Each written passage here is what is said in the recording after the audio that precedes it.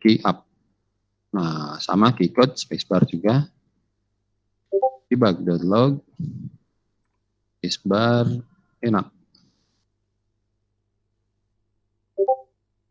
Satu lagi input get key. Nah, ini dia. Jadi di sini saya coba memperlihatkan bukan spacebar-nya ya. Bar in hold lah. Bukan spacebar-nya tapi lebih ke ininya ya. Ada get key down, get key up, get key. Jadi kalau saya save dan saya pindah ke Unity, misalkan ini skripnya udah nempel dulu ya di game object ya. Karena kan kalau Unity emang gitu. Sama sih yang lain juga seharusnya sama kayak gitu. Nah ini nggak ada apa-apa. Bentar. Ya, kalau saya tekan space rada lamaan gini. Nah itu dia, saya lepas. Down itu pertama kali saat spacebar itu ditekan. Nah selama ditekan itu codingannya di sini. Hold, hold, hold, hold. Seterusnya sampai nanti hold. Dan sampai yang paling terakhir adalah dilepas. Saya pengen di titik ini kalian udah ngeh 3 state yang ini gitu. Kapan key up, kapan key down. Oke, jelas sekali ya. Nah, kalau misalkan ada game mobil nih ya, game mobil-mobilan, atau balap mobil, atau Mario Bros lah. Kalau kita ngegerakin si karakter kan, yang kita tekan tombolnya gitu kan, cara nekannya gitu kan. Nah, pertanyaannya, kalau Mario Bros untuk bergeraknya itu pakainya hanya di button key down, nah ini, berarti kalau dia pergerakan ke kanan atau ke kiri, kita harus tekan terus kan? Tekannya berulang-ulang ya. Tak tak tak tak tak tak tak tak gitu. Di si keyboardnya gitu. Tapi kalau kita pakainya git key, dengan sekali tekan, tahan, dia akan bergerak ke kanan. Nah gitu. Oke, jadi tolong difahami aja, get key down itu saat kapan, get key up itu saat kapan, dan get key itu saat kapan. Ini dampaknya juga sama, ini untuk keyboard ya. Ya, ini keyboard, input. Kemudian saya ada lagi KS mouse. Nah, mouse itu juga sama, dari input, ada get mouse button down. Nah, kelihatan kan dia boolean ya masih, makanya pakai if. Pakai integer button dalamannya. Ada 0, kemudian ada mouse 0, sama ada if input get mouse. Waduh. Nah ini dia. Nah ini.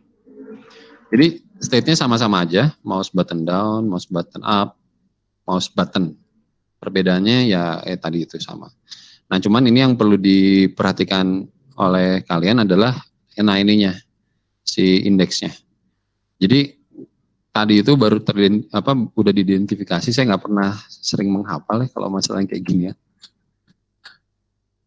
Ternyata 0 itu, indeks 0 itu, indeks 0 ini itu untuk klik kiri. Kalau indeksnya 1, ini untuk klik kanan. Kalau indeksnya 2, nah ini adalah klik tengah. Kayak gitu. Jadi kalau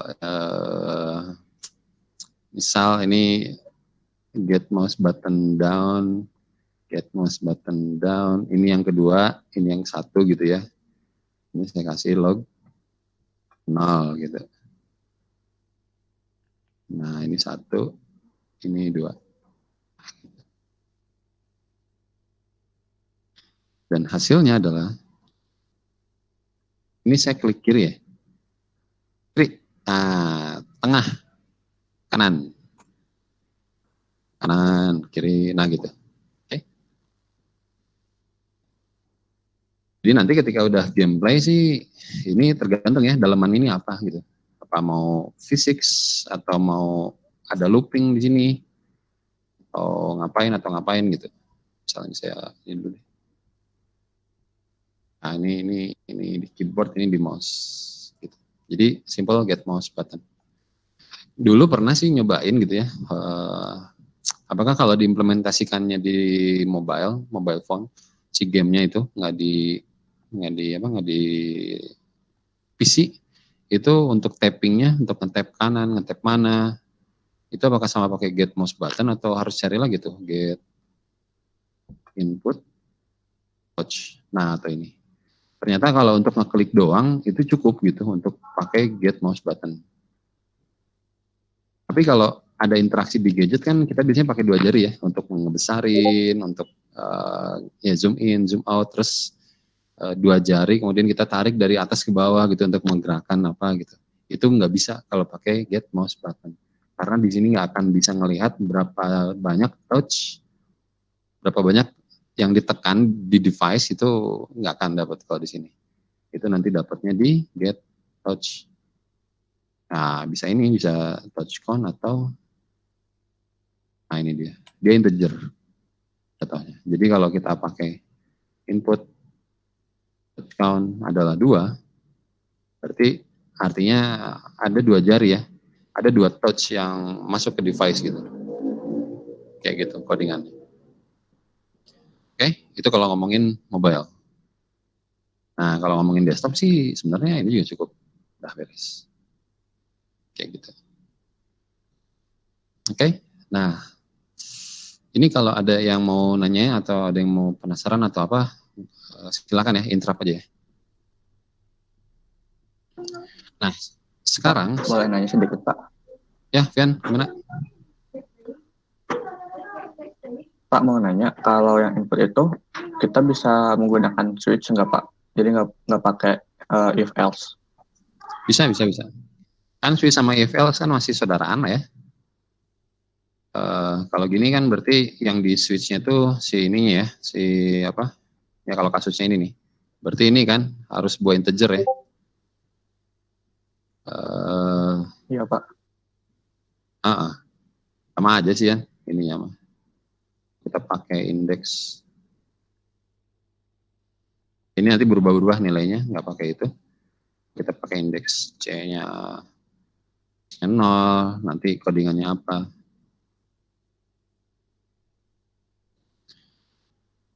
Bisa. Intinya bisa lah. Kalau if else atau else if kan sebenarnya kan switch case itu else if ya masuknya tuh. Jadi bisa. Gitu. Nah, kayaknya Siap, Pak. kalau yang seperti ini mah dia beda ya. Nggak bisa apa? Nggak tahu nih ini kalau di switch karena dia ini bukan berupa inputan, bukan variabel gitu dia tuh. Ini mah identifier dari si Unity untuk melihat mouse buttonnya yang mana gitu. Dan ini juga, nah paling kalau ini ya switch keycode-nya ya berarti. Oh kita definition. Is-nya adalah A.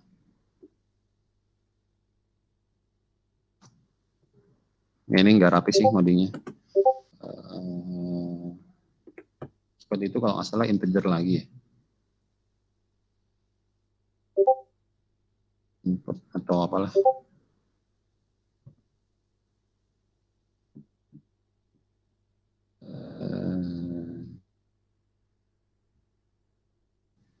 Cuman kan jatuhnya kalau switch itu dia harus tipe datanya apa, misalkan integer ya. Keycode itu, kan enum itu integer nih. Nah, integer ya.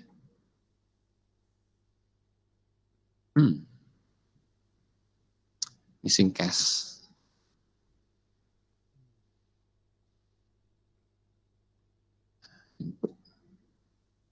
Inputnya adalah jatuhnya integer lagi ya. Ikut space ini harus di casting ke integer. kayak gini. Kayak gitulah, Yan.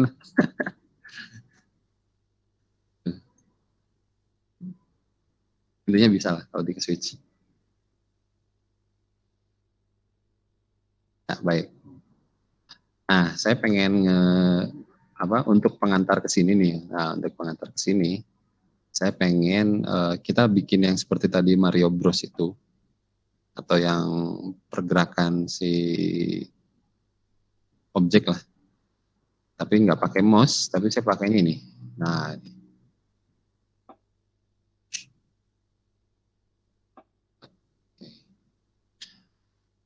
pakainya saya misalkan arrow-nya up arrow ke atas, key-nya nggak key down, tapi key doang biar bergerak. Kemudian ya ini aja lah, itu doang sih. Ini saya out dulu. Nah, kalau kita gabungin ke Kalau kita gabungin ke scripting dasar yang pertama kemarin untuk yang translate, sebenarnya dia gini kan ya, transform, translate. Kemudian ini ada vector 3, gerakannya dia ke depan, sebanyak berapa, kan delta time aja. Nah ini. Jadi ini tuh saat tombol up arrow ditekan, selama ditekan, berarti dia akan mengeksekusi ini ya, translate. Kalau yang udah nyoba kemarin translate, itu dia ngegerakin objek dari titiknya ke mana gitu, tergantung vektornya. Kalau ngomongin vektor sih, ntar saya save dulu ya sekalian. Kalau ngomongin vektor, mana sih dia? Oh ini duanya kayak ini. Nah ini. Kalau ngomongin vektor, simpelnya, ya, merah ini vektor right, di x right. Jadi ngeliatnya gini nih. Nah kayak gini. Tergantung nih kalian ngeliatnya gimana. Biru ini depan, forward. Hijau ini atas, jadi ini up. Ini down, ke bawah. Ini forward, ini back, ini left. Ini right. Kalau dia positif ya. Dia positif. Ini kan positif. Tapi kalau dia ke kiri, itu left. Semua vektor itu ada di sini. Forward dengan back. Right dengan left. Kemudian up itu dengan down. Nah ini ada. Jadi tergantung mau yang mana ininya, gerakannya. Oke, kalau di kasus kita coba yang forward. Nah ini.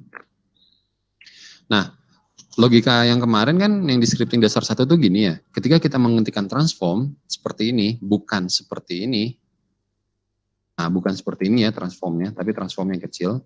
Ini itu artinya dia nge-reference atau dia ngerujuk ke dalam game object. Nah, ini ke dalam game object berarti yang mana? Ke dalam game object yang mengandung script ini. Gitu. Jadi kalau jenis inputan script, dia adanya di game object yang mana? Di sini kan? Bukan di sini, ini nggak ada, di sini. Artinya, jadi si game object ini, game object yang tadi, itu akan berubah vektor 3 forwardnya. Oke, kita lihat aja ya. Tapi yang tadi itu fundamental ya. Maksudnya kalau kita bikin atau kita ngetik transform seperti ini, artinya dia ngerujuk ke game object yang mengandung script ini. Sama juga kalau kita nanti ngetik game object, nah kayak gini doang, ini artinya sama ngerujuk ke game object yang mengandung script ini. Bedanya mah ini game object, ini transformnya gitu.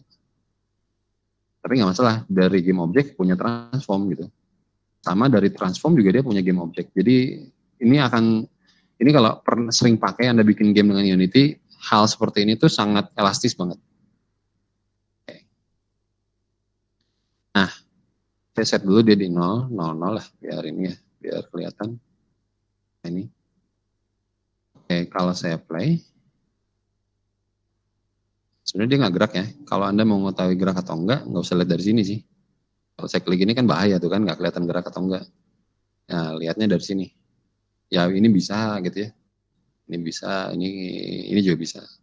Oke, kalau saya klik atas, nah itu. Jadi ini, dibagi masih yang ini ya.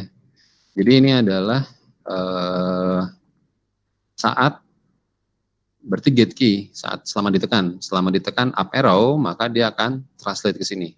Kalau dia nggak ditekan artinya kan booleannya false ya, berarti dia nggak akan mengeksekusi ini.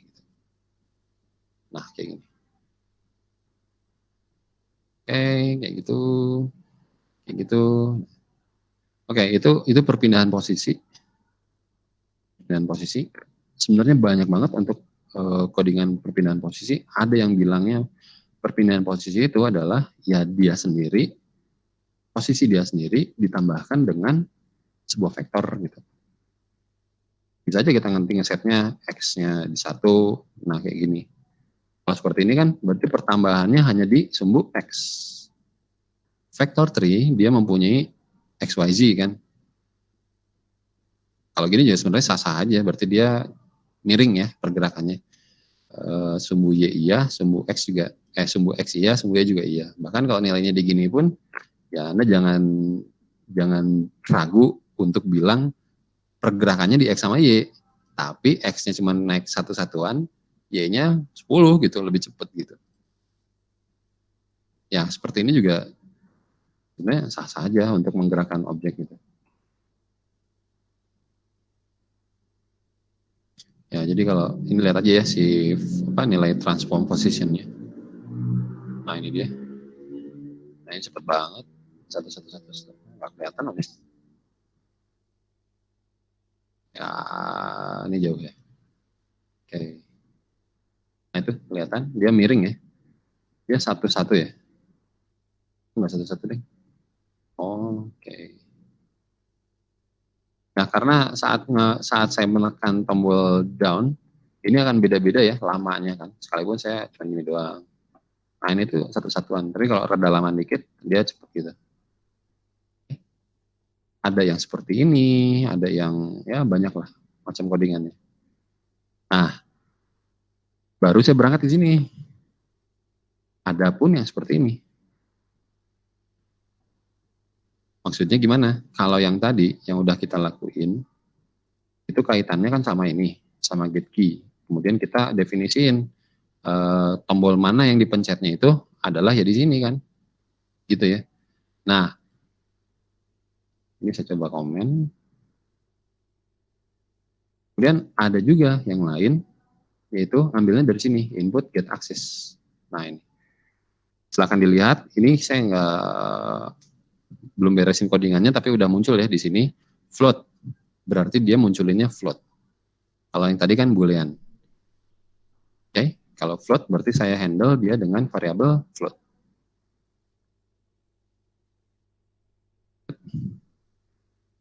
Float misalkan X sama dengan get axis horizontal. Nah, penamaan kayak gini seperti apa? Atau dari mana kita definisiinnya? Nggak usah pakai juga, sebenarnya nggak apa-apa sih. Nah, dia ngedefinisiinnya itu dari sini. Edit, kemudian ini ada ya di sini ya, edit, project setting gitu ya. Edit, project settings, kemudian input. Nah, nanti akan muncul di sini input manager. Nah, ini input manager sama ya. Nah, untuk horizontal sendiri itu di sini. Jadi, yang kita tulis sebagai string di dalam get axis ini adalah name dari si axis yang kita definisiin di sini. Tatanannya itu tuh gini, ya ini namanya apa? Deskripsi sebenarnya nggak usah. Nah, ini dia paling negatif buttonnya. Positifnya itu right. Right ini dia udah mendefinisikan yaitu si right arrow. Nah, kalau ini kan up ya. Kalau dia right arrow, tombol kanan. Negatifnya itu tombol left. Alternatifnya A. Alternatif positifnya D. Jadi ini tuh kalau udah ngomonginnya ASDW gitu. Tapi kalau ini ngomonginnya left right.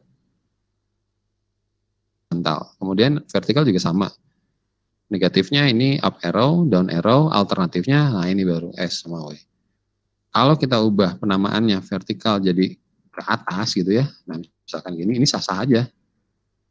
Sah-sah aja, cuman dari sini kita ngodingnya beda. Input, get axis, yang tadinya vertikal sekarang jadi ke atas, ke atas. Nah, kayak gitu. Jadi ini definisi apa ya? Definisi inputnya itu udah langsung ke inilah, ke input manajernya, ya ke engine-nya. Jadi kita nggak usah definisiin key code lagi gitu. Oke, sekarang kita coba lihat nilainya. X, kemudian Y. Nah ini. Nilainya itu dibatasi nanti, kalau nggak salah di 0 sampai 1 gitu ya. Saya lupa. Kita lihat aja lagi ya lognya. Nah ini, kalau saya pijit kanan, nah itu.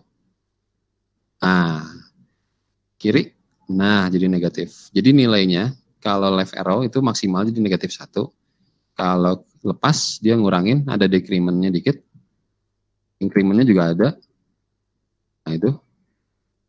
Jadi ini aktivitas yang saya lakuin, saya tekan tombol kanan, saya lepas gitu. Kiri, saya lepas. Atas, nah tuh, ini atas sudah kena. Artinya nilai ini, input manager ini, si aksesnya dia udah lihat ya, karena yang saya tekan adalah down sama up. Coba kalau saya tekan W. Nah ini juga masuk, ini W. Gitu. Walaupun nggak kelihatan ya, tapi yang saya tekan ini A, ini S, ini W, ini D. Jadi geraknya nyenging gitu. Nyenging kan masih miring lah. Gitu. Ya, ini juga salah satu codingan untuk pergerakan si objek. Kalau saya ganti ini ya, saya nggak pakai ini, saya pakai 3D object, cube, 00. Nah ini, terus saya pakaiin jenis inputan. Nah ke sini. Oke, kemudian ini kayaknya komen aja deh. Nah, transformnya, dot positionnya, saya tambahin dengan new vektornya X sama Y. Gini. Kayaknya udah kebayang ya. Ya, dia bergerak sesuai dengan ininya. Karena ini vektor yang di ini. Z-nya kemana? Ya udah Z-nya dia lagi aja deh. Position, Z. Nah, kalau kan ini yang disediakan itu kan cuma X sama Y doang gitu ya. Terus kalian butuh Z-nya kan. Nah, Z si benda itu kalian lihatnya tetap dari sini, tetap dari dianya. Tetap dari dianya, posisinya, kemudian sumbunya gitu. Oke, ini paradigma pemrograman OOP ya, Object Oriented Programming. Simpelnya gitu sih, kita bisa ngomong aja. Ngomong tuh maksudnya Z-nya itu adalah si dianya, terus saya ambil posisinya, terus di posisi itu kan ada X, ada Y, ada Z kan, ya udah saya ambil Z-nya gitu. Kalau saya ambil X-nya silakan boleh. Tapi walaupun kita ngodingnya kayak gini, transform.position.x, nah nilai Z-nya ini kan X, Y, Z kan. Nah nilai Z-nya adalah ya si X-nya gitu. Kalau nggak mau bingung ya udah ini ya Z-nya aja. Oke, kalau kita coba pakai ke sini. Oke, ini kanan. Ya. Nah biasanya kalau itu ada pengalinya sih biar nggak terlalu cepat gitu. Itu proses senangnya pakai ini. Ah itu dia.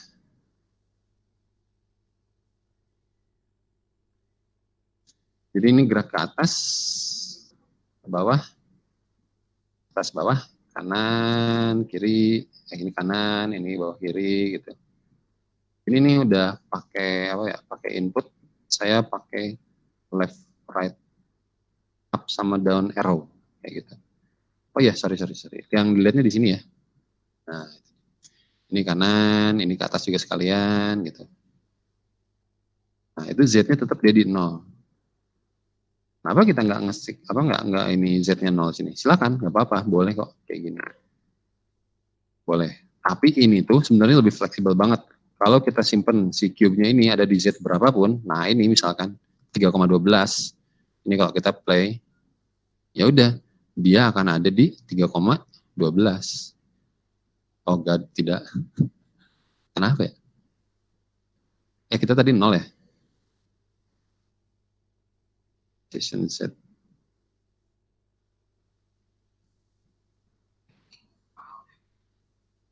Oh, aduh. Ya ini aneh. Ya, nggak usah permasalahin itu ya. Kalau mau di 0, 0. Kalau mau di 3 ya 3 gitu. Nanti dia bakal tepatnya di 3. Dia nggak tahu kenapa jadi liar gitu. Ya, nanti waduh. Ini kayaknya ada yang aneh deh. Si Z-nya ya. Oke, sorry. Karena dia ditambah gitu. Jadi kalau saat sekarang 0 nilai Z-nya, kemudian 0 tuh saat di sini ya, 0, 3. Kemudian dia ke atas lagi 6. Kemudian dia ke atas lagi 9 gitu. Jadi kelipatan ininya. Gitu. Makanya kalau nggak mau ditambahin sih ya udah gini juga sebenarnya nggak masalah sih harusnya nggak masalah. Atau di set jadi 0 juga ini aman lah. 0. Karena 0 ditambah 0 tambah 0 tambah 0 kan aman ya. 0.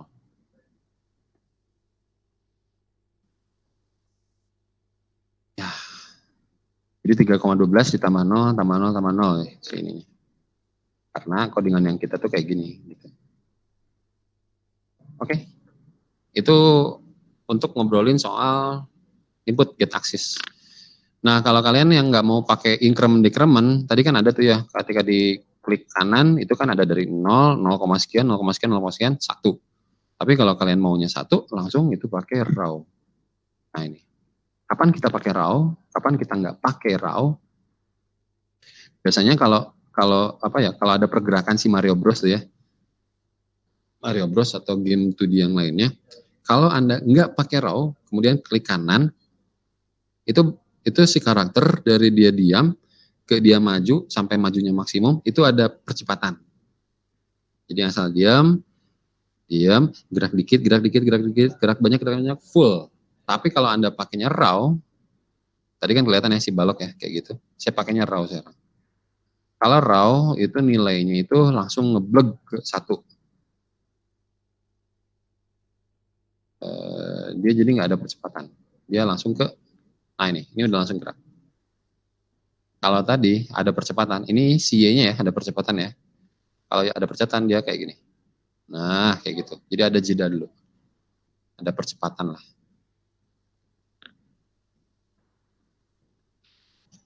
Nah, kayak gitu. Tapi kalau kiri kanan dia langsung 1. Kayak gitu. Oke, jadi ini untuk yang input get axis. Ada yang mau ditanyakan? Kalau nggak ada, oke, kita ke bawah. Nah, ini dia. Ini cukup ramai lah. Karena nanti nggak jauh dari instantiating sama destroy. Biasanya dia dipakai untuk munculin objek baru. Gimana pun kondisinya, mau itu peluru, Anda nembakin pistol gitu ya. Dan pelurunya pengen ada tampilan atau ada visualisasi pelurunya, nggak cuma hanya sekedar meledak, pistol doang tanpa ada peluru yang tiba-tiba muncul. Nah, peluru itu istilahnya di instantiate kalau di Unity. Contohnya gini, jenis inputan. Oke, ini udah ya. Ya, skipnya saya matiin, kita balik ke game manager. Waduh, ini jangan ya ini. Ini teh kalau salah ada game manager, tapi game manajernya teh yang bikin baru ya. Oke, ya saya bikin GM aja lah ya nama scriptnya. Nah, kemudian saya simpan di sini game manager. Oke. Nah, instantiate. Instantiate itu dia butuh, kalau yang saya biasa pakai itu butuh 3 parameter. Mana. Nah, ini dia.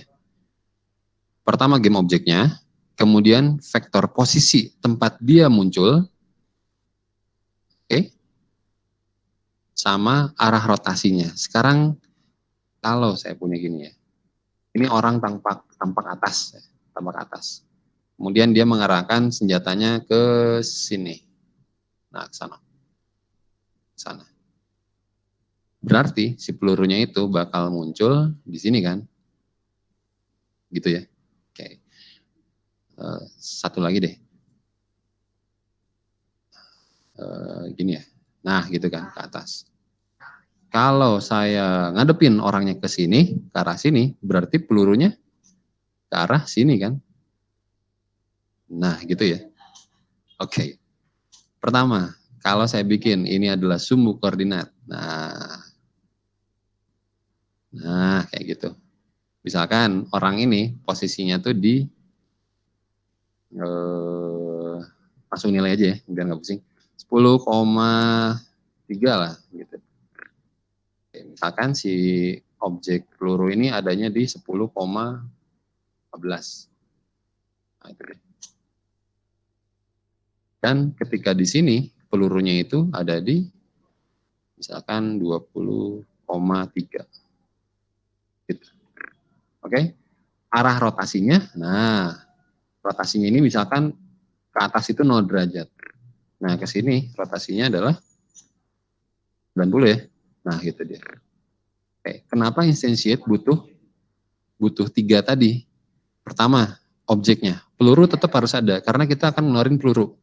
Ini. Tapi si peluru ini butuh directionnya, butuh arah. Butuh arah. Lihatnya ya. Nah ini kan ke atas kan arahnya ya. Arah ke atas atau rotasinya ke atas gitu. Kemudian juga yang sebelah sini rotasinya ke kanan kan gitu ya. Dan terakhir dia butuh posisi. Tadi kebalik ya. Ya sama aja lah ya. Intinya dia butuh posisi, butuh rotasi.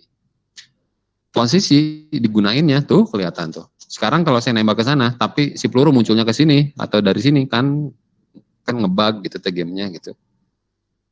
Berarti dia harus disesuaikan arah ininya, posisinya, koordinat pelurunya gitu. Oke, logikanya gitu sih sebenarnya. Apa yang mau dikeluarin, posisinya ada di mana, sama arahnya kemana, arah rotasinya kemana gitu. Oke, kita cobain. Saat game start, dia itu butuh yang namanya objek dulu kan. Objeknya apa nih mau dikeluarin? Kalau saya misalkan akan hajarnya di sini deh, public game object, karena saya akan mengeluarkan game object pasti. Game object ini adalah objek. Jadi instantiate. Nah, nama variabel game objeknya apa? Yaitu objek yang ini. Jadi ini akan dikeluarkan dengan vektor posisinya adalah, nah kalau yang mau simple sih kalau mau ngelihat doang ya udah jadi vektor 3.0, artinya ini vektor 0,0,0 gitu. Kemudian arah rotasinya standar aja deh, identity. Nanti tuh codingannya banyak ya untuk yang ini tuh, maksudnya vektor 3 itu bisa jadi dia ngincer ke posisi misalkan pistol, kemudian nanti kita tarik transformnya, posisinya ya di situ, terus koma nanti ada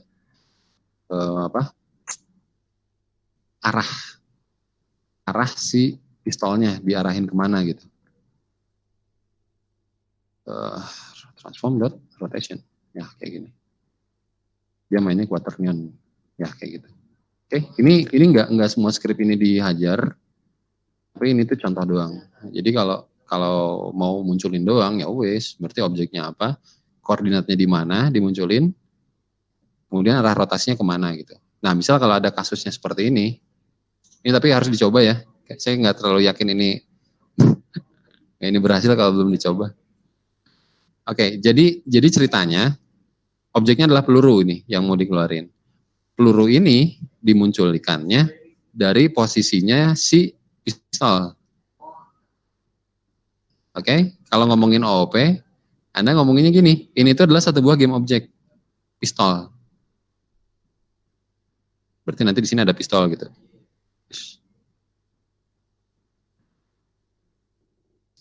Ini teh pistol teh entah disimpannya di mana gitu.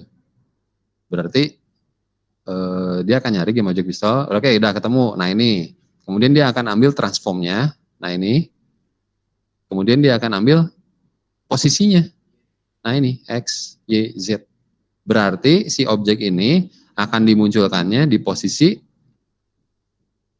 98700, yaitu posisi si pistol. Jadi game programming sih sebenarnya ya, permasalahan di game programming ini bukan permasalahan atau ya, kiat-kiatnya lah. Kiat-kiat. Itu kan ada vector tree ya, vector tree position tuh kelihatan kan.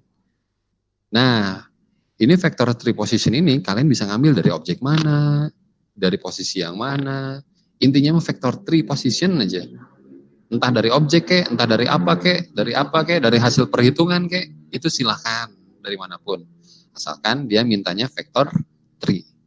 Kalau yang di bawah ini vector tree-nya berasal dari game objek yang namanya pistol, kemudian kita ambil posisinya gitu. Karena sampai sini ini ada vector tree. Dan terakhir dia butuh quaternion. Quaternion itu dia ngobrolin masalah rotasi. Sininya.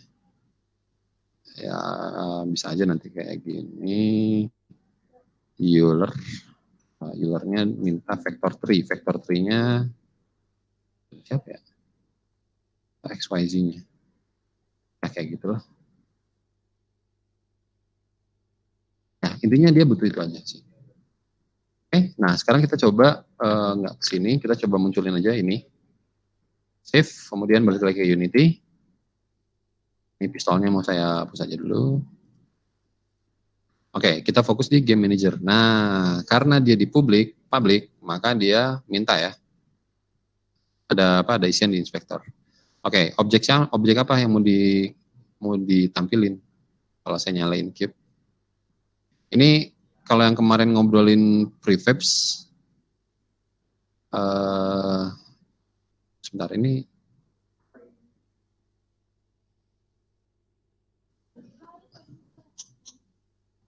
Oh ini masih tadi ya, oke. Oke, kalau yang kemarin ngobrolin prefabs, yang tempo lalu ngobrolin prefabs, ini gunanya prefabs. Jadi sebenarnya objek yang di sini ini bisa masuk dari hierarki. Nah, bisa masuk dari sini. Sebenarnya fine gitu, nggak masalah. Cuman masalahnya kalau ini dihapus, di delete, dia itu akan missing gitu. Lagian juga kan real, maksudnya logis. Kalau ini kita mau ngeluarin peluru, nembakin peluru, dan ini adalah peluru, masa pelurunya ada duluan gitu. Berarti pelurunya harus hilang duluan kan. Baru nanti ketika di trigger oleh apalah spacebar kayak atau apa. Kalau ini kan dia di start ya, start. Baru dia muncul gitu. Nah, kalau gitu kan harusnya nggak ada duluan.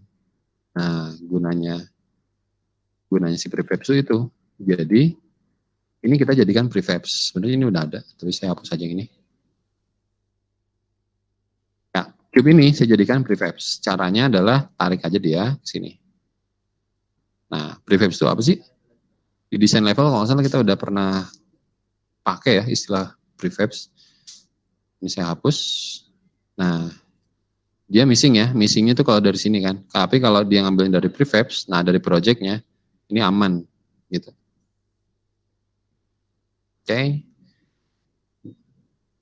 Kalau di play, ya dia muncul langsung. Tas. Nah ini. Ini munculnya dari mana? Ini munculnya yang dari prefab. Namanya clone gini. Kemudian kalau kita, berarti dia itu posisinya di 0,0,0. Karena dia ngacu ke vektor 30, vektor 0. Ini juga rotasinya di 0, 0, 0 gitu. Gitu, oke. Kalau saya mau di posisi yang lain, ya udah. Kita bikin aja posisi yang baru. Misalkan di 3,0,1 gitu. Gak masalah ya, pokoknya selama dia vektor. Tapi kalau gini, ini sebenarnya nggak boleh sih. Memang kalau mau di Unity harus rada sering juga, biar kita tahu kapan kita gunain new vector gitu. Nggak cuma vektor 3 gini doang. Tapi kalau kasih new, ya ini masuk gitu. Save, oke. Berarti dia adanya di 3,0,1 ya.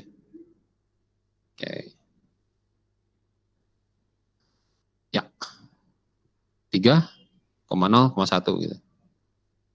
Oke? Nah, prefab ini dia punya script ini kan, jenis inputan ya.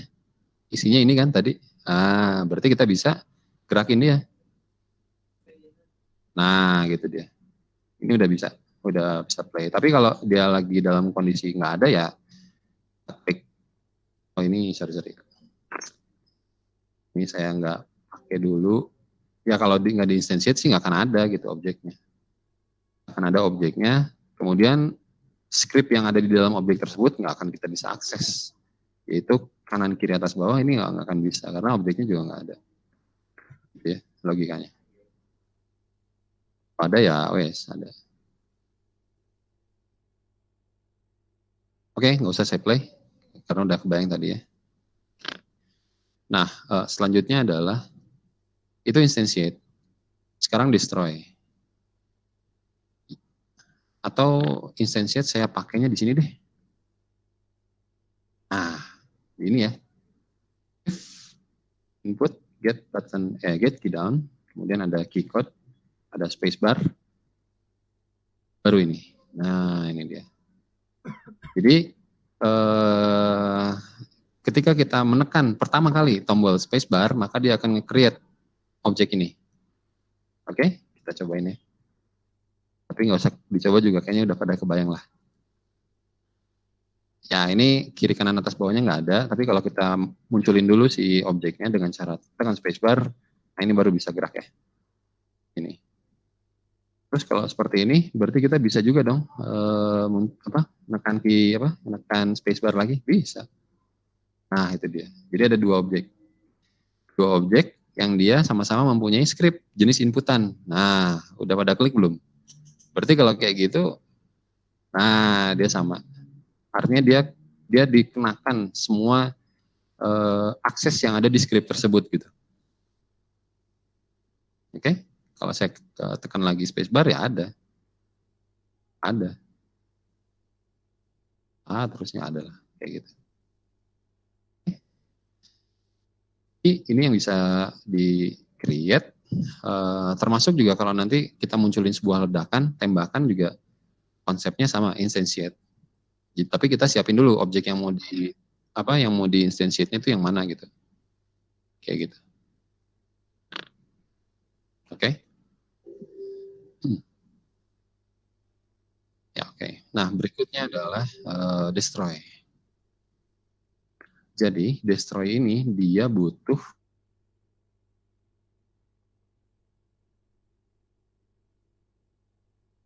dua overloading function. Yang pertama ini game objeknya, yang mana yang mau dihapus atau yang mau di-destroy. Kemudian yang kedua ini adalah waktunya, mau dijeda berapa lama. Misalkan ini itu tadi saya aksesnya di sini ya. Nah, spacebar ini mau saya fungsikan sebagai destroy objek hasil instantiate.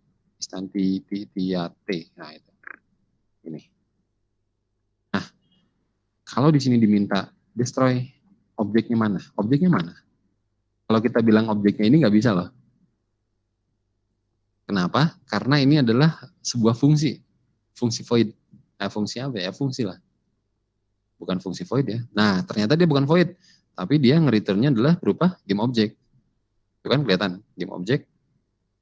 Kalau kayak gitu, berarti kita bisa dong handle dia pakai satu variabel game object.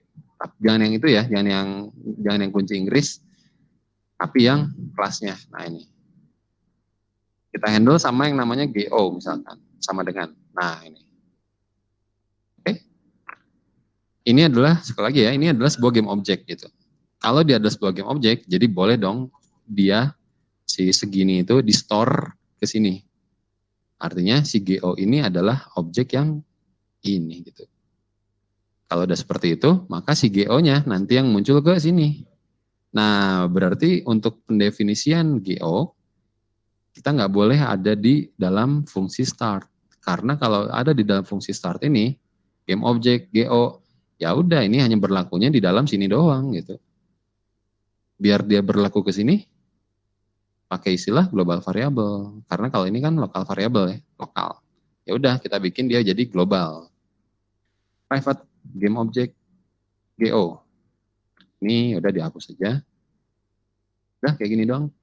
Kita definisiin game object GO di luar ya, di dalam sini. Tuh kan, kelihatan ya, dari sini sampai sini. Berarti si variabel yang ada di sini tuh hak aksesnya ada di semua ini gitu. GO. Oh ya, jangan tertukar antara objek sama GO. Kalau objek ini adalah objek yang mau dibikinnya apa, tapi kalau GO ini dia nangkep ya, nangkep si objek yang tadi gitu. Oke, destroy GO, koma. Nah, berapa lama mau setelah spacebar ditekan, hilangnya mau berapa lama? Misalkan 1 detik, baru hilang dia. Save, dan kita masuk ke sini. Oke, kita play, ini masuk konfliknya. Nah itu, ini ada. Kemudian kalau kita tekan spacebar, 1. Nah, dia baru hilang. Di hierarki hilang, otomatis di scene juga hilang ya. Kayak gitu. Oke, sip. Nah, itu destroy. Jadi yang namanya destroy, dia butuh game objeknya. Ya udah, berarti si dia gitu jadi game objeknya. Oke, tadi sih ada yang mau pengen saya tambahin nih di bahasan. Tadi kan kalau kita nginstantiate si nama game objek GO ini kan ya, cube dalam kurung clone gitu. Nah, gimana caranya kalau ini mau kita ubah? Kita kan ngubahnya di sini ya. Di situ kan. Sebenarnya kalau gampangnya gini sih. Ini GO udah ketangkep nih ya. Dia adalah game objek yang ada di hierarki sini.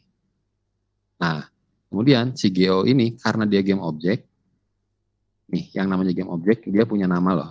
Nah, kemudian dia punya tag-nya loh. Tag itu nanti adanya di sini. Nah ini tag. Nama aja lah dulu ya. Gimana caranya ngubah nama si itu? Ya udah gampang. Karena GO ini adalah berupa game objek. Udah beres. Ini misalkan peluru. Nah gitu.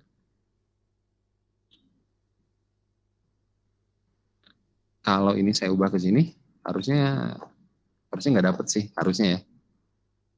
Jadi gini, karena kita bikin objeknya dulu, muncul objeknya dari si GO tuh di hierarki, kemudian kita namai dia dengan peluru gitu. Oke, kita lihat.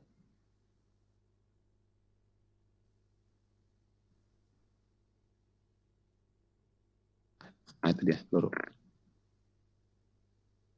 Kalau diubah silakan ya, cobain aja. Cuman tadi saya pengen negesin bahwa kalau kita mau ngubah nama yang asalnya cube kurung clone itu ya udah gini aja. Karena dia kan awalnya dari sini. Game object. Yang namanya game object ini punya banyak banget. Punya ada nama, kemudian tadi ada tag, kemudian ada posisinya yang didapat. Ini nggak bisa ya, kalau dari game object langsung ke position nggak bisa.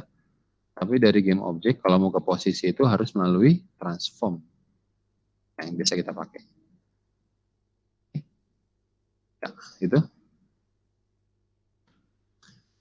itu destroy.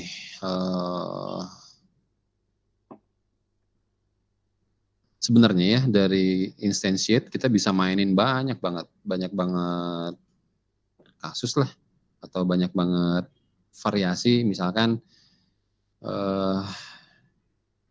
di sini kita simpen public integer banyak objek yang mau di create, panjang banget, nggak apa lah. Nah kalau misalkan kita isi dia nggak 0 tapi isi kita 5, nah harapannya gini, jadi si cube ini muncul 1, 2, 3, 4, 5. Nah pengennya kayak gini gitu. Tapi kalau melalui scripting itu seperti apa? Oke, pakai instantiate. Bahkan yang di-create-nya tadi 5 ya. Nah ini 5-nya udah masuk. Caranya gimana? Nah balik lagi ini. Gimana kita buat ininya apa? Algoritmanya. Apa tuh kalau dia gitu? Aja ya. Banyak objek yang mau banyak objek yang mau di-create. Oke. Rest. Apa?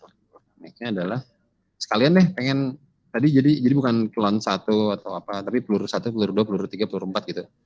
Berarti ya udah saya bikin game objeknya nggak gini berarti, nggak di global kayak gini. Misalkan dia game object G lah ya, G sama dengan instantiate kurung objeknya apa? Objeknya adalah ya objek, karena yang mau di-create-nya adalah objek. Tapi kalau Anda mau nge-challenge sendiri, yang objeknya ya, yang di-create itu adalah peluru, mobil, sepeda, peluru, mobil, sepeda, itu kan udah ada 6 ya. Nah, kalau ubah kayak gitu, algoritmanya beda lagi. Tapi itu challenge. Kalau yang seperti ini cuma objek doang, satu aja gitu, nggak pusing lah. Oke, nah posisinya, misalkan posisinya, saya pengen ada penambahan apa ya, x-nya lah, integer x-nya, misalkan 0. Jadi objek yang di-create-nya tadi itu dijeda misalkan ini 0,0, kemudian yang next-nya ini ada di 10 gitu. Nah, ada di sini ya. Berarti penambahannya 10. Berikutnya adalah 20 kan? Nah, kayak gitulah kurang lebih sininya. Oke. Berarti ada penambahan nih sebanyak 20. Ya udah, berarti ketika objek ini udah di-create, saya pengen X-nya ditambahin 10 gitu. Nah, ini kan mulainya dari 0 nih. Udah pakai new vector 3. Ininya berarti di X saja kali ya. X ini di 0, Y-nya, Z-nya juga di 0 gitu.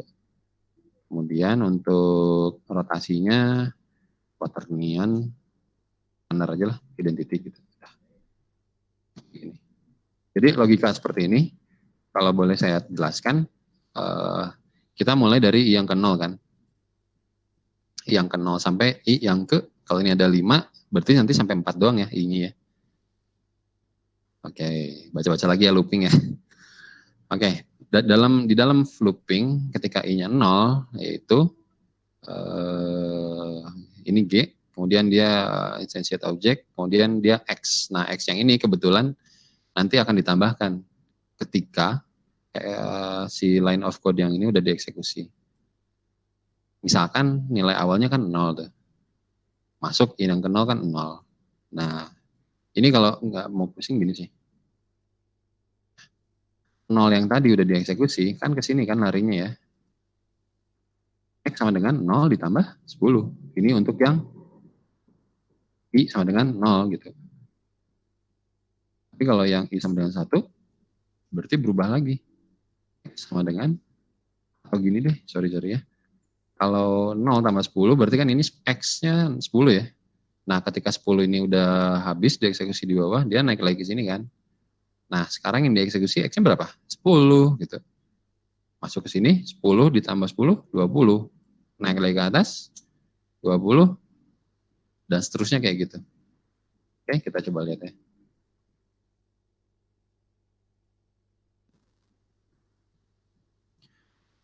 Nah, ini dia. Waduh, ini apa sih? Oh, ini yang tadi ya, yang ini. Ya, ini kemudian saya objeknya pengen dinamain p.name adalah peluru ke I tambah 1. Jadi kalau I-nya pertama kali 0, 0 tambah 1 kan 1 ya. Jadi nanti teksnya itu adalah peluru ke 1 gitu, name-nya. Muncul masuk ke yang I1, peluru ke 1 tambah 1, 2.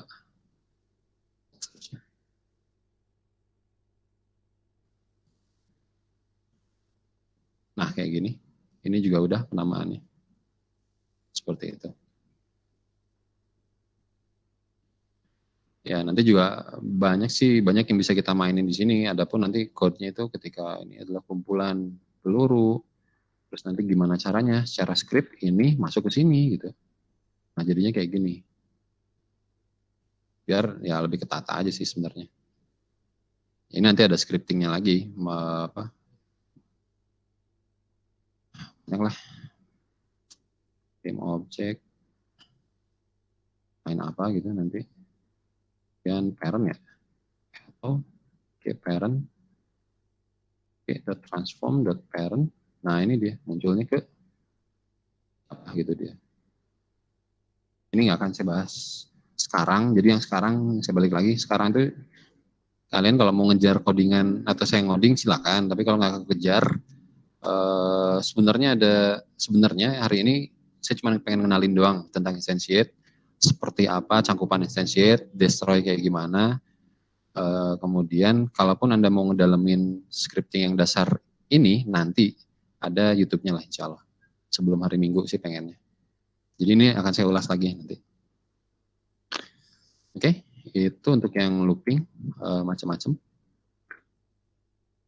Jadi instantiate butuh objeknya apa, posisinya di mana, arahnya kemana gitu.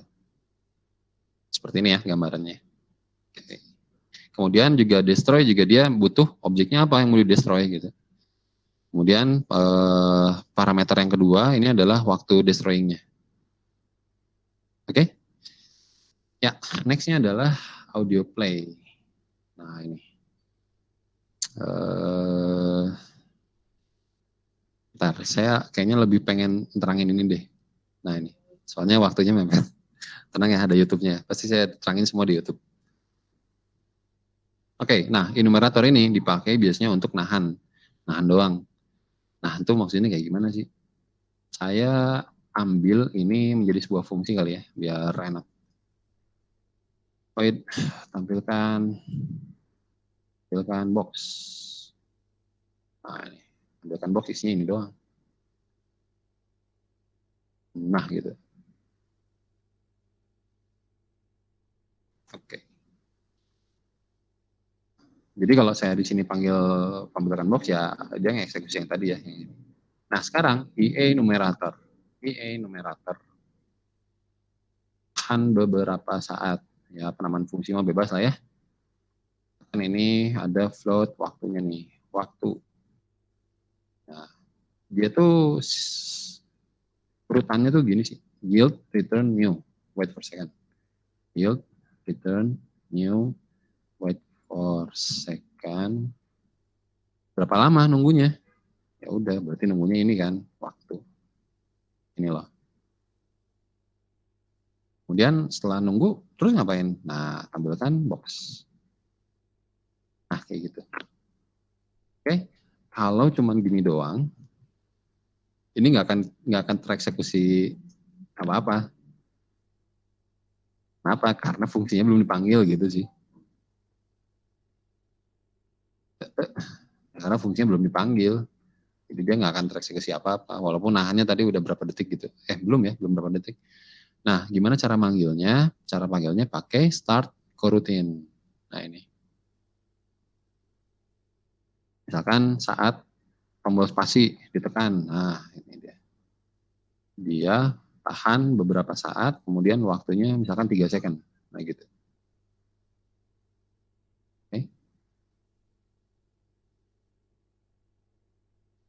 Oke. Mungkin ada spacebar. 1, 2, 3. Gak muncul guys. Ya, ngaco. Kan tadi kan dibilangnya start coroutine. Tapi kok kenapa langsung ngajar ke sini? Karena dia kan bukan fungsi biasa. Ya, start coroutine. Nah, itu dia. Oke. Nah, kalau udah berarti harusnya udah. Masih tuh, Pak. Muncul gitu. Sip. Jadi yang tadi mah sengaja aja sih pengen ngeliatin aja kalau tanpa start coroutine itu nggak bisa gitu. Jadi gini aja nggak bisa ya, karena ini bukan fungsi yang standar model kayak gini, void atau apa gitu. Dia pakai numerator. Seperti ini. Walaupun untuk nahan pun juga sebenarnya banyak algoritmanya yang dihubungkannya dengan time delta time lah atau apa. Tapi yang paling simpel ya ini, kayak gini aja. Seperti itu. Oke. Okay? Lagi ya. Nah ini dia update, fix update. Bentar. Ya deh, kayaknya ini deh. Saya nggak apa-apa ya bahas ini terakhir ya. Nanti gue kemudian request saya simpen di YouTube. Soalnya durasi. Oke, jadi gini. Jenis inputan ya. Nah, saya ngodingnya di sini deh. Saya hapus dulu semuanya. Nah, oke. Nah, jadi update ini kalau yang saya pernah sempat bilang bahwa game loop di dalam Unity itu adanya di dalam fungsi update atau ada di fungsi fix update atau ada di dalam fungsi late update. Nah, ketiga fungsi ini sebenarnya adalah game loop di Unity. Artinya game loop tuh berarti kita ya buat apa ya? Loop game itu ada di tiga fungsi ini gitu. Pertanyaannya kan pasti sama nih, kapan kita ngegunain ini atau ini gitu. Nah, menurut Paririmbon dari Unity sendiri sih yang pernah saya baca gini, fix update ini digunakan untuk aktivitas physics. Contoh apa ya? Gerakan, jadi kayak transform dot translate. Kalau kemarin kan ada ya transform dot rotate gitu. Kemudian banyak lagi. Kemudian ada yang transform dot position tambah sama dengan new vector t apa gitu kan. Nah ini semua ini disimpannya di fix update. Jadi kalau yang diupdate apa? Yang diupdate itu isinya gini. Update biasanya digunakannya untuk trigger. Trigger tuh apa ya? Yang memicu sebuah pergerakan. Bisa aja Anda lemparnya ke boolean, misalnya Anda lemparnya ke variabel gitu. Variabel, kemudian ada boolean, kemudian ada ya setidaknya itulah. Setidaknya itu. Tadi ada kasus di kelas B gimana caranya menggerakkan box aja yang tadi sih simpelnya. Kalau tadi kan kita ngajarnya di sini ya, full gitu. Nah, sekarang idenya tuh gini. Kalau ditekan, jadi kalau Anda pernah main game mobil, kalau ngegas itu kan kita harus tekan tombol ke atas terus kan, sambil kiri kanan, tapi ke atas tetap kan terus. Nah, ke atas itu nanti dia ada pertambahan si nilai speednya, kecepatannya, gitu. Dan ketika si tombol atas ini dilepas, dia akan menurun, akan decrement tuh, per berapa, sehingga akhirnya menuju 0, berhenti aja si mobilnya gitu. Tapi kalau dia ke atas lagi, selama belum 0, nanti dia kan ada pelambanan ya, kelembaman. Jadi yang asalnya udah ke belakang, mau apa ya, speednya mengurangin, nanti dia ditambah lagi, jadi dia ngebut lagi gitu. Nah, itu seperti ini contoh codingannya. Pertama, otomatis kita harus definisin dulu, saya pengen deh kita speednya berapa gitu, speed maksimumnya ya. Nanti kita simpan di sana, kemudian nanti berarti di sini ya, ini kan selama ditekan nilai kecepatan meningkat. Nah ini selama ditekan apa? Arrow misalkan. Berarti ini nggak usah public kali ya, private aja. Peaknya. Nah selama ditekan maka nilai kecepatan akan meningkat. Selama ditekan itu berarti pakai input get key. Nah ini. Key-code-nya adalah up arrow. Oke. Kecepatan akan meningkat, berarti speed ditambahin sama dengan time.delta time. Kalau Anda mau melihat ini, yowes, lihat aja. Kayaknya ngedebug aja kali ya.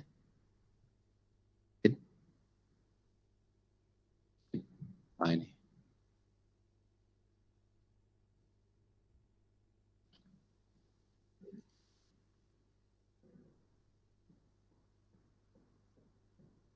Bentar. Nah ini boxnya juga belum ada. Kita ambil box, skip. Dan kita simpan scriptnya adalah jenis inputan ya tadi. Jenis inputan. Kayaknya ini di saya dulu. Nah ini speednya udah dapat. Kemudian kalau saya tekan atas, nah dia bertambah kan kecepatannya. Cuman memang codingan yang saya tadi itu nggak ngebatasin pertambahannya di sampai berapa gitu. Enggak. Tapi ini masalahnya ketika saya lepas, nilainya nggak menurun gitu. Karena memang logis kan, kita belum pakai algoritma itu. Kalau saya tekan lagi atas, naik lagi gitu. Nah gitu. Nah kalau saya lepas tombol atasnya, itu kalau Anda mikirnya gini ya, key up, lepaskan, key code yaitu si up arrow. Nah ini, kemudian Anda simpan ininya sebagai kayak gini. Nah ini sebenarnya bukan menyelesaikan sebuah masalah, malah jadi pertanyaan gitu. Kenapa? Karena get key up itu diakses hanya cuma sekali doang gitu. Sekali doang. Tapi kan kita butuhnya diupdate. Ya udah lihat aja nih ya.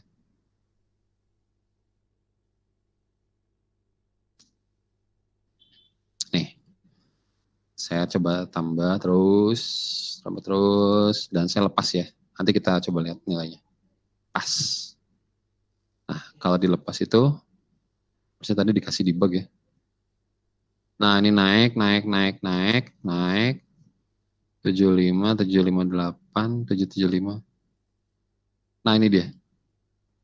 Ini sama ya nilainya ya, 758, 346. 758, 346. 477, 526. Berarti di sini kan, saat ngelepasnya ya. 77 ke 75, memang dia berkurang. Tapi berkurangnya nggak terus-menerus gitu.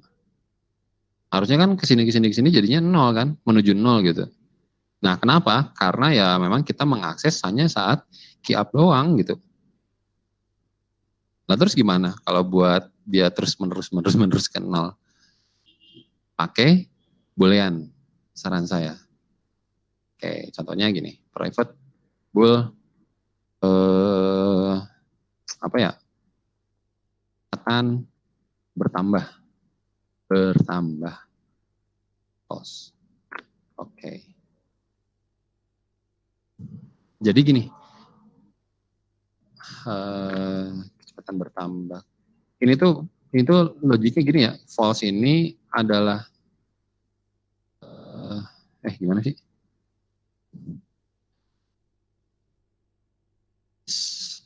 Bentar, saya biar kalimatnya enak buat difahami gitu.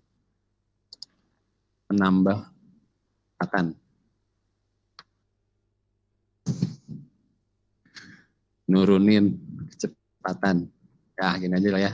False ini berarti nggak nurunin gitu, nggak nurunin kecepatan. Berarti kalau true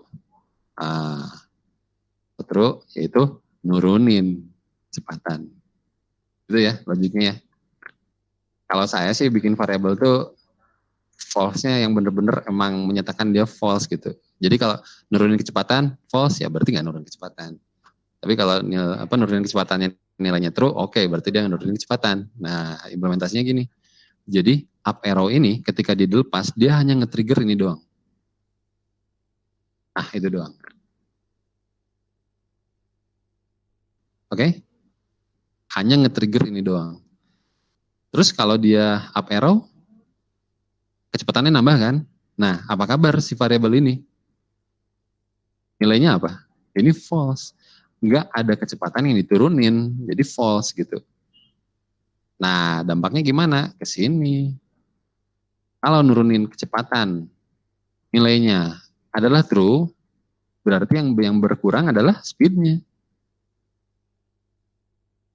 Nah, gitu teman-teman. Beres.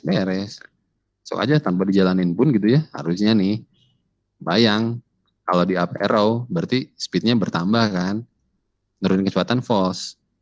Kalau nurunin kecepatan false, ininya nggak akan keeksekusi kan, nggak akan nurun gitu. Tapi ketika up arrow-nya kita lepas, nurunin kecepatannya yang asalnya false menjadi true. Kalau dia true, berarti ke sini kan larinya. Nah, speednya ngurangin. Yang ini dieksekusi nggak? Enggak. Karena nggak ada key yang ditekan. Kita lihat ya, bareng-bareng.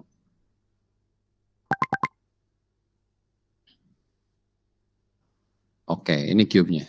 Ya, saya tekan ya atas. Nah, itu bertambah kan? Oke. Jadi ini nilai kecepatan, nurunin kecepatannya false. Kalau saya lepas harusnya true. Turun dia. Nah, kelihatan kan turun? Kalau saya tekan lagi, naik lagi. Kalau saya turunin lagi. Oke. Cuman ini codingannya belum nyampe apa ya? Nolnya itu belum dibatasin. Jadi memungkinkan untuk negatif gitu. Oke? Ya. Nah, di fungsi update kan ini digunakan untuk trigger dan untuk trigger bisa dari variabel, bisa dari boolean. Boolean yang dimaksud itu seperti ini tadi. Jadi ini masuknya ke variabel. Kalau saya nggak biasa kayak gini, saya biasanya gini aja. Nah itu true, ini tuh true. Kalau false-nya gimana? False-nya gini.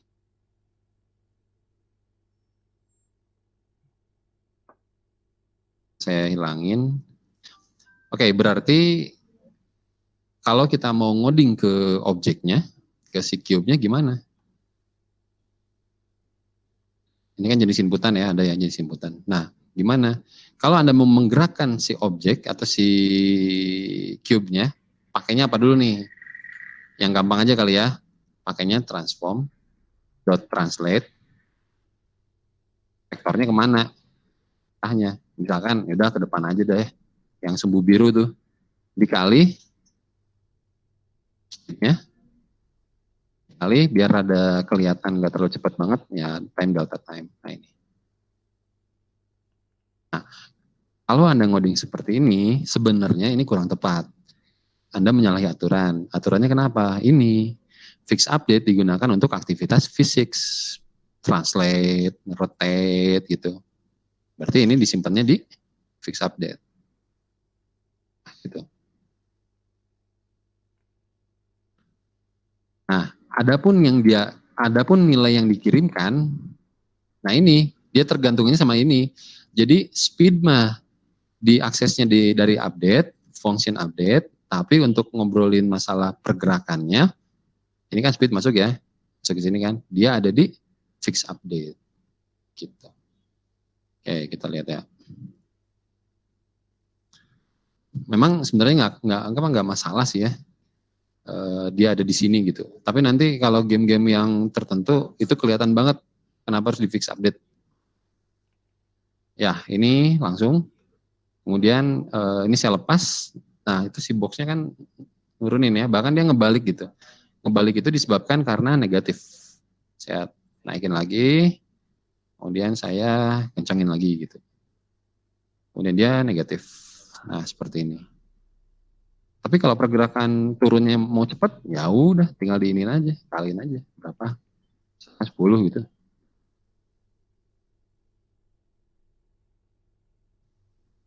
Sepuluh cepet banget lah.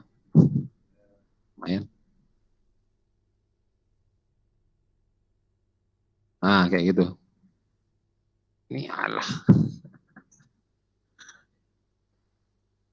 Ya, ini naik lagi mana objeknya. Ah, naik lagi tuh. Terus dia turun cepet. Jadi kalau yang kebayang game Flappy Bird, ya kayak gitulah. Lepas dia turun, tekan lagi dia naik lagi.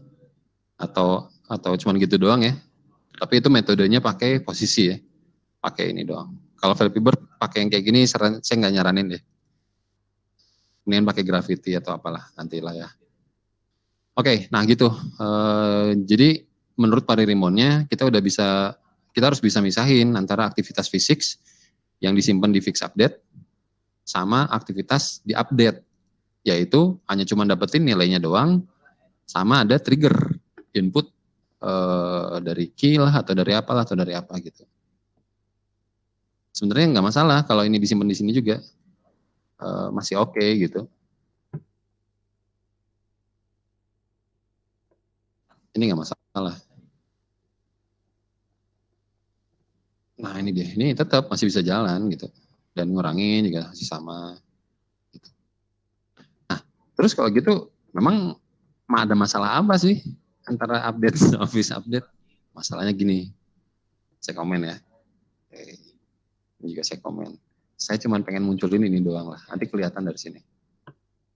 Ini update.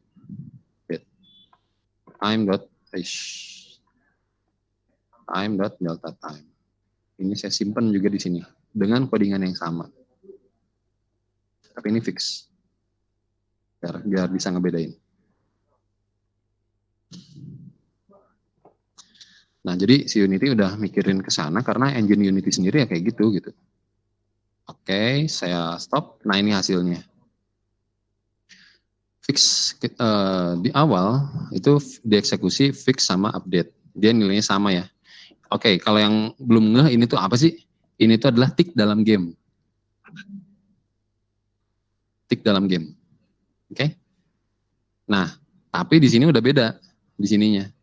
0,02, 0,333, 0,02. Nah, ini ada lagi. Jadi artinya tick dalam game kalau dia diaksesnya di fix update, dia akan selalu konstan. Ticknya loh, apa ya? Gimana ngartiin ticknya ya? Ketukannya lah. Atau dia dalam eksekusi satu kali eksekusi ini tuh itu ticknya. Gitu. Kalau di fix update, dia itu konstan. Tapi kalau di dalam update, dia itu ngacok. Ada ini. Itu kan banyak nilainya. Macam-macam gitu. Bahkan ada yang sampai 0,02. Nah, ini tuh maksudnya apa? Sebenarnya logikanya gini sih. Kalau si transform translate ini disimpan di sini, kelihatan ya tadi tick game-nya kan, ngaco kan? Maksudnya bukan ngaco deh, tapi banyak banget ininya. Nah, itu pergerakannya itu nggak akan semulus ketika berada di dalam fix update. Emang apa sih akibat nggak mulusnya? Akibat nggak mulusnya tuh karena ini. Kadang di sini. Kalau bahasa Sundanya mah ngadereded. Jadi bergetar gitu. Tapi memang nggak akan kelihatan banget. Cuman ya secara nilai kayak gini tuh ini jelas banget gitu bahwa nilainya berubah-berubah. Artinya kalau dia jalan itu kadang dia ngelambat, kadang dia ngecepetin, kadang dia stand konstan. Konstannya hanya di sini doang. 0,2, 0,02, 0,02 gitu. Mana ya? Nah ini. Kadang dari sini ke sini nggak ada update. Update adanya di sini lagi nanti. Nah, di sini lagi gitu. Kayak gitu. Tapi kalau dia disimpan di dalam fix update, yaitu nilainya dia selalu segini gitu. Jadi kalau dia suruh maju sebesar 0,02, ya dia akan bergerak segitu kecepatannya gitu. Tapi kalau dia disimpannya di dalam update, nah apalagi yang kayak gini, dia kadang ada terus ini ada langsung ngegedein, terus ini langsung ngekecilin lagi, naikin lagi gitu, dan seterusnya. Oke. Kayak gitu sih ini. Jadi yaudah, sudah jam 5, ada yang mau ditanyakan teman-teman? Satu aja ya, satu pertanyaan. Nggak ada Pak dari saya. Udah Fian? Oke, sip. Yaudah, absensinya jangan lupa semuanya, itu aja, terima kasih. Untuk video YouTube-nya nanti saya kabari selanjutnya. Sahrul nih harusnya lebih mantap nanti nih. Kita lihat UTS game-nya Sahrul. Oke, itu aja pertemuan hari ini. Terima kasih semuanya. Tetap sehat selalu. Assalamualaikum warahmatullahi wabarakatuh. Waalaikumsalam warahmatullahi wabarakatuh. Terima kasih banyak Pak. Yuk, sama-sama, makasih.